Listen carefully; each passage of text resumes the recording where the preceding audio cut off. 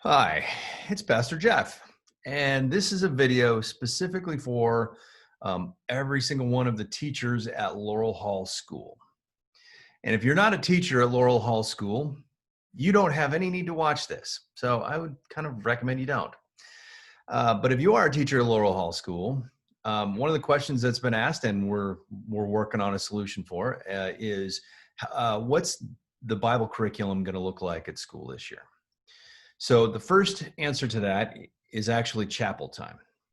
So what we're going to ask of each of you is that chapel is going to be a video that you use during a set time each week in your schedule, and chapel will be created in a variety of ways, but it will have a central focus lesson for each week, and that lesson and the what's planned as what those readings from the Bible are is the first document that I'm going to send you, so that you understand and have as a resource what the lesson will be and the theme for each of the weeks of chapel going through the school year. That lesson that is picked for chapel, then we're going to ask each of you to do an activity or some sort of additional learning in your classroom with your specific age group and your class. And I'm going to give you some resources so that you can feel confident in doing that. So the first thing I'm going to send you is the document that has what the assigned lesson is going to be. And then each month I'm going to send out individual Word documents that look like this. So this was the outline and the summary of the worship that we led for the first week of school.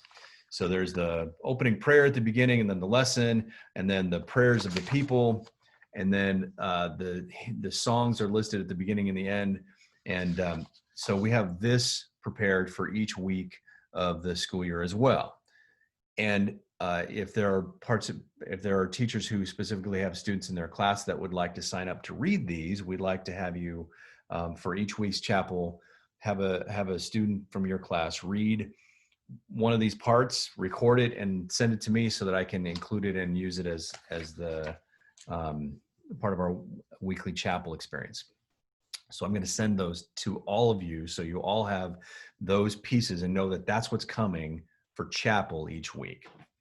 And then beyond that, so here's how I picked the lessons for each of those weeks. I used a resource that, and this is kind of getting into church speak here, but this is a resource called the the Narrative Lectionary. Many Christian churches use something called the Revised Common Lectionary, which is the assigned readings for each Sunday of the church year. And like that, the Narrative Lectionary is a different kind of resource for worshiping communities like that.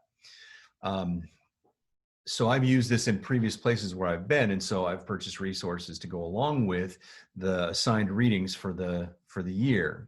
So those are resources that I'm going to pass on to you that you can then use to do an activity or an additional learning in your classroom with your students. So, for example, for the older students, to go along with the assigned reading that's going to be in chapel, there is a bulletin insert, which, churches usually you get a bulletin that has the order of service and the prayers and stuff like that in it. And this would be an insert that would go in that for a worshiping community.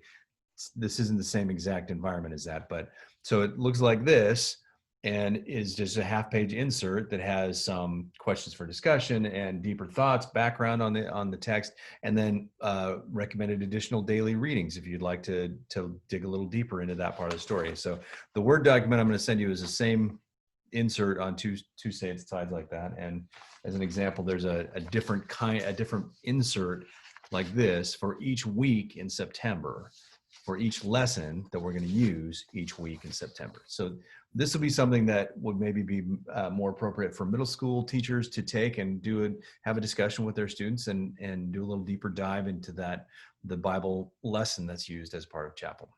For the teachers of younger students, along with that lesson is what's often in churches called a children's bulletin. So there's a children's bulletin for each of the weeks that we have in September for each of the lessons.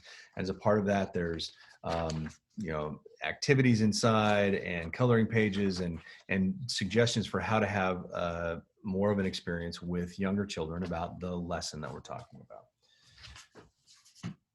So, but I'm going to send these to the same resources to all of you. So all of you, regardless of age group, you're all going to get the same materials, and maybe that can inspire some thing in how you have do an activity or deeper learning with your students in your class. And finally, along with these resources that go along with the lesson is this, which is really a worship resource.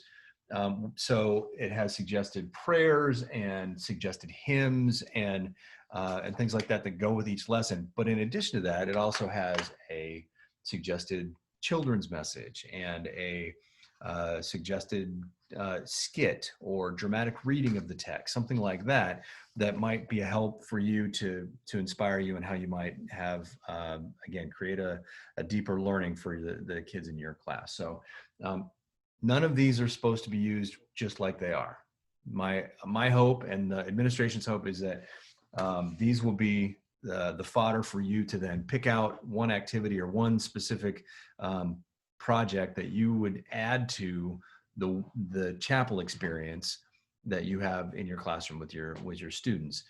The plan is to do chapel virtually for most of the year probably, and so we're making plans for that. So these are the resources that we have.